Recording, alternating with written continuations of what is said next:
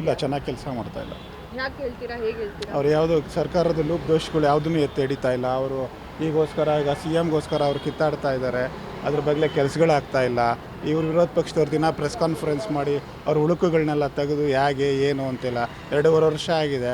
ಸುಮ್ಮನೆ ಈಗ ಬೆಳಗಾಮಲ್ಲಿ ಸದನ ಇದೆ, ಅವಾಗ ಬಂದು ನೀವು ಮುಖ ತೋರಿಸೋದಲ್ಲ. ದಿನ ಅವ್ರು ಏನು ಮಾಡ್ತಾ ಇಲ್ಲ, ಕೆಲಸಗಳಾಗ್ತಾ ಇಲ್ಲ, ಬರೀ ಕುರ್ಚಿ ಕಿತ್ತಾಡ್ತಾ ಇದ್ದಾರೆ. ಅದ್ರ ಬಗ್ಗೆ ಎಲ್ಲ ನೀವು ಅವ್ರನ್ನ ಎತ್ತಿ ಹೇಳ್ಬೇಕಾಗುತ್ತೆ ಸರ್ಕಾರದ ಬಗ್ಗೆ.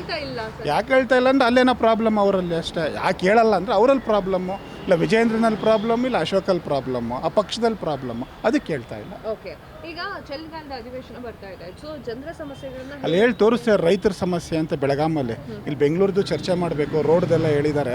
ರೈತರ ಸಮಸ್ಯೆ ಅವ್ರು ಏನೇನೋ ಕೇಳ್ತಾ ಇದ್ದಾರೆ, ಅದನ್ನು ಅವರು ಮೀಟ್ ಮಾಡಬೇಕು. ಅವ್ರು ಮುತ್ತಿಗೆ ಆಗ್ತಾ ಇದೆ ಅಂತ ಅಲ್ಲಿ ಬರ್ತಾ ಇದೆ, ನಾನು ನೋಡ್ತಾ ಇದ್ದೀನಿ. ಅದನ್ನು ಅವ್ರು ಸಮಸ್ಯೆ ಮಾಡಬೇಕು. ಮತ್ತು ಉತ್ತರ ಕರ್ನಾಟಕ ಬೆಳಗಾಮಲ್ಲಿ ಸುವರ್ಣಸೌಧ ಕಟ್ಟಿರೋದು ಅಲ್ಲಿ ಅಭಿವೃದ್ಧಿಗೆ ಅಂತ. ಇವ್ರು ವರ್ಷ ಊಟ ತಿನ್ಕೊಂಬರೋದಲ್ಲ, ಅಲ್ಲಿಗೆ ಅಭಿವೃದ್ಧಿ ಮಾಡಬೇಕು. ಅದು ಇದು ಇನ್ನೂ 56ರಿಂದ 50ವರೆಗೂ ಹಿಂದುಳಿದ ಪ್ರದೇಶನೇ. ನಾವು ಅದು ತೊಗೊಂಡು ಅಲ್ಲೇ ನಾವು ಕರ್ನಾಟಕ ಬಂದು ಅಲ್ಲೇ 70 ವರ್ಷ. ಇಲ್ಲಿಂದ ಯಾವುದೋ ಶಾಸಕರು ಹೋಗಬೇಕು ಅಥವಾ ಬೇರೆ ಕಡೆಯಿಂದ ಯಾವುದೋ ಶಾಸಕರು ಬರಬೇಕು ಅಂದರೆ ಅಷ್ಟು ಟ್ರಾವೆಲ್ ಚಾರ್ಜಸ್ ಕೂಡ ಗೌರ್ಮೆಂಟ್ ಇದೆ. ಹೌದು, ಓಕೆನಾ? ಸೊ ಗೌರ್ಮೆಂಟ್ದು ಅಂದರೆ ಯಾರ್ದು? ಟ್ಯಾಕ್ಸ್ ಕಟ್ಟೋರು ನಮ್ಮದೇ. ನಾವೇ ಗೌರ್ಮೆಂಟ್ ಅಲ್ಲ, ನಾವೇ ಗೌರ್ಮೆಂಟು. ಅವ್ರು ನಮ್ಮ ಪ್ರತಿನಿಧಿಗಳು. ಪ್ರಜಾಪ್ರಭುತ್ವ ನಾವು, ನಮ್ಮ ಕೈಲಿ ಆಗಲ್ಲ ಅಂತ ಅವ್ರನ್ನ ಕಳಿಸಿರೋದು. ಅವರೇನು ಅನ್ಕೊಂಡಿದ್ದಾರೆ, ಅವರೇ ದೇವ್ರು ಅನ್ಕೊಂಬಿಟ್ಟಿದ್ದಾರೆ.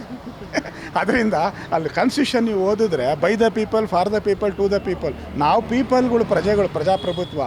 ನಮ್ಮ ಕೈಲಿ ಆಗಲ್ಲ ಅಂತ ನಮ್ಮ ಪ್ರತಿನಿಧಿನ ಎಲೆಕ್ಟ್ ಮಾಡಿ ಕಳಿಸಿರೋದು ಅಷ್ಟೇ. ಅವ್ರು ಏನಾಗಿದೆ ಅಂದರೆ ನಮ್ಮಲ್ಲಿ ಏನಾಗಿದೆ, ಪ್ರಜೆಗಳು ಅಷ್ಟೊಂದು ಪಾಶ್ಚಿಮಾತ್ಯ ದೇಶದಲ್ಲಿ ಇದ್ದಂಗೆ ನಮ್ಗೆ ಅವೇರ್ನೆಸ್ ಇಲ್ಲ. ಅದರಿಂದ ಅವ್ರನ್ನೇನು ಕೇಳಲ್ಲ. ಅವ್ರೇನು ಅನ್ಕೊಂತಾರೆ ಮಾಡಿದ ಅವರು ಇಟ್ಕೊಂಡಿದ್ದಾರೆ. ಕ್ಷಣದ ಸುದ್ದಿಗಳಿಗಾಗಿ ಫ್ರೀಡಂ ಟಿವಿ ಸಬ್ಸ್ಕ್ರೈಬ್ ಮಾಡಿ, ಲೈಕ್ ಮಾಡಿ ಹಾಗೂ ಫಾಲೋ ಮಾಡಿ. ಹೊಸ ಸುದ್ದಿಗಳ ನೋಟಿಫಿಕೇಶನ್ಗಾಗಿ ಬೆಲ್ ಐಕಾನ್ ಮೇಲೆ ಕ್ಲಿಕ್ ಮಾಡಿ.